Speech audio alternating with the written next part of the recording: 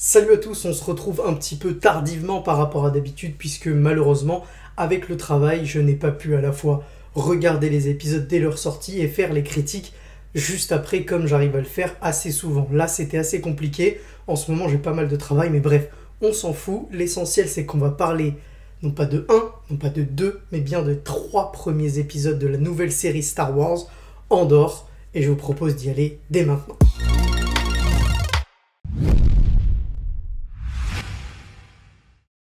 Alors on va pas se le cacher, sur le papier, de toutes les séries Star Wars déjà annoncées, c'était peut-être celle qui me hypait le moins. C'est-à-dire que quand on la mettait en face de Mandalorian, en face de Boba Fett, en face de Obi-Wan, eh bien elle n'emmenait pas large. Force est de constater qu'après avoir visionné toutes les séries, eh bien Mandalorian, moi je kiffe toujours autant.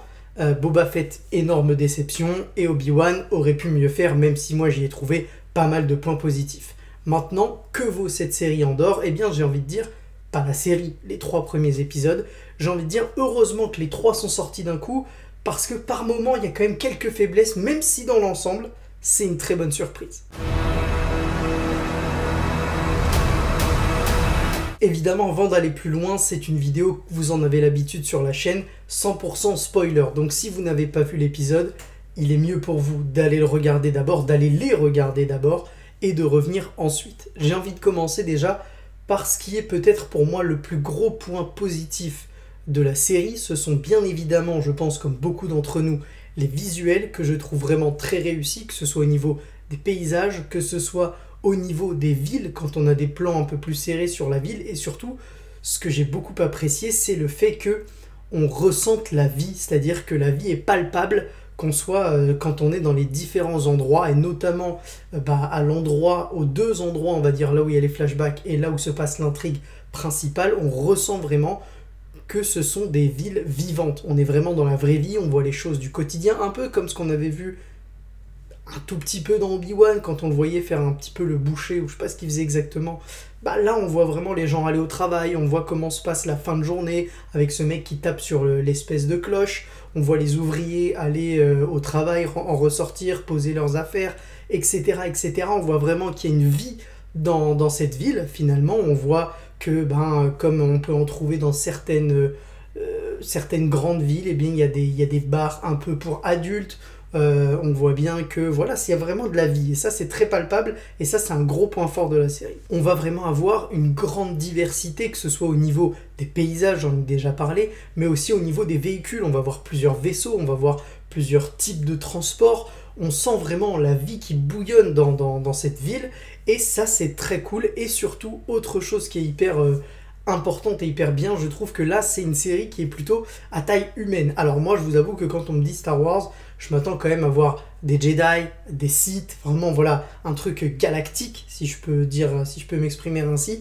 Mais là, ce que j'aime beaucoup, c'est que c'est plus une série à taille humaine. Alors il y a aussi ses défauts, c'est que par moments malheureusement on a l'impression, enfin c'est l'impression que j'ai eue, c'est que par moments ça manque peut-être un petit peu d'enjeu dans ces 3 premiers épisodes, même si on a ce système de flashback qui nous permet, et je vais y revenir, de recoller les morceaux de l'histoire, et qui est plutôt bien fait je trouve, mais peut-être que par moments c'est un petit peu longuet. Voilà, je dirais pas qu'on se fait chier, mais il y a quelques moments où tu te dis bon, faudrait quand même réenclencher la marche avant, parce que voilà, on aimerait bien qu'il se passe quand même un peu plus de trucs, même si on a l'impression qu'au niveau des dialogues, etc., chaque dialogue apporte finalement sa pierre à l'édifice. Autre chose que j'ai remarqué et que j'ai beaucoup apprécié, c'est au niveau de la musique, et plutôt de l'absence de musique à certains moments. Et quand je dis ça, c'est notamment sur les scènes d'action. Je pense notamment à 2 scènes. La première, quand on va le voir d'abord dans un premier temps se battre et tuer un des 2 mecs sans faire exprès, par accident finalement, avant ensuite de tuer le deuxième. Bon là clairement de sang-froid. Et là j'ai beaucoup aimé parce qu'en fait on arrête la musique et on n'a plus que le bruitage finalement de la scène, donc les coups, la pluie qui tombe, les bruits de tirs de pistolet, etc. Et je trouve que ça permet de nous inclure encore un peu plus dans la scène, là où la musique peut parfois effectivement nous transcender, mais par moments ça nous sort un petit peu du truc. Là finalement c'est un peu comme si on était dans l'action, puisque dans la vraie vie, si on est en train de se battre, etc., il n'y a pas forcément de musique autour de nous, et du coup on a les mêmes sons que la personne est en train de vivre en direct dans cette scène-là. Il y a également à la fin la scène où, avant qu'ils s'enfuient de la planète, où ils vont se faire retrouver par les mecs de la police, des forces de l'ordre, je sais plus, la Corpo, je crois qu'il s'appelle.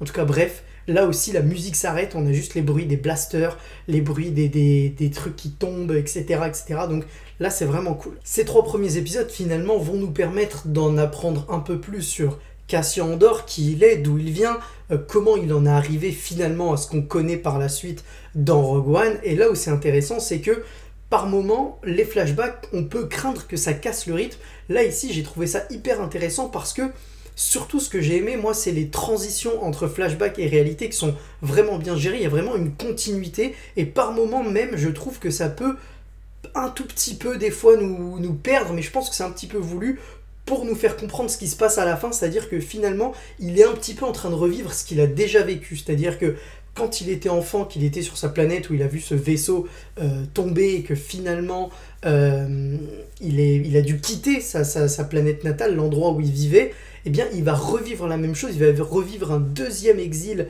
à la fin de l'épisode 3 où il va à nouveau quitter l'endroit où il a la fille qu'il aime a priori, où il a les gens avec qui il a fait des affaires plus ou moins bonne, mais en tout cas il va être obligé de quitter une deuxième fois tout son petit cocon, et ça c'est intéressant parce que je trouve que c'est renforcé par les flashbacks qui marchent très très bien parce qu'on le voit du coup enfant vivre ce qu'il vit actuellement en tant qu'adulte, et les transitions sont tellement bien faites que par moments, notamment lors du sauvetage, quand la femme avec qui il vit, sa mère de substitution on va dire, vient le récupérer et qu'ensuite on repasse au présent, etc., par moment, moi j'étais un petit peu perdu et je trouve que c'est une grande réussite pour le coup. Tout à l'heure, je vous disais que quand on me parlait Star Wars, bien évidemment, moi ce que je préfère, c'est, comme beaucoup, je pense, les Jedi, les Sith, etc. Maintenant, ce qui est intéressant, encore une fois, c'est de voir ce qui se passe autour, c'est-à-dire loin des grandes villes, loin des grandes épopées, des grandes aventures des Skywalker, ce qui se passe dans finalement la vie classique des autres gens, et on voit bien que voilà, la vie n'est pas forcément facile pour tout le monde, les quartiers sont pas toujours très propres, le banditisme existe, alors là c'est l'Empire sans vraiment voir encore présentement ce que fait l'Empire à cet endroit-là, mais c'est intéressant de voir comment vivent les gens en dehors de la saga Skywalker, si on peut l'appeler comme ça. Et là où je trouve que la série est très forte, même si par moments, effectivement, je trouve personnellement que c'est un petit peu long, c'est au niveau de l'interaction entre les personnages qui nous sont présentés, on s'y attache tout de suite, gentil ou méchant. Évidemment, je pense que comme beaucoup, moi le premier, je suis tombé amoureux de cette Bix, parce qu'on va pas se le cacher, c'est un petit bonbon. Bref, on n'est pas là pour ça. On a tous également, je pense, apprécié ce général, ce chef de la police, enfin ce sous-chef, puisqu'il n'est pas vraiment le chef, mais qui vraiment tient à ce que la loi soit respectée. Il a vraiment à cœur de faire respecter la loi. Il n'aime pas que son chef lui dise d'enterrer l'affaire de Cassian qui a tué 2 mecs. Lui, il veut vraiment aller jusqu'au bout, et on sent que le mec est droit dans ses bottes, et à la fin, tu sens qu'il a vraiment la haine quand il comprend que Cassian a réussi à se barrer et que leur mission a complètement foiré. Et là où j'ai trouvé ça super cool, c'est que on nous montre bien, et c'est là ça rajoute encore de la vie à cet univers, c'est que quand ils vont être attaqués par la Corpo, par tous les mecs qui vont débarquer, cette dizaine d'hommes qui va venir pour récupérer Cassian Andor, ils vont réussir à retourner la situation là où ils étaient en difficulté, puisque Cassian Andor, on voit bien qu'il est recherché, les mecs ont entendu les discussions avec le droïde, donc ils savent où il est, etc.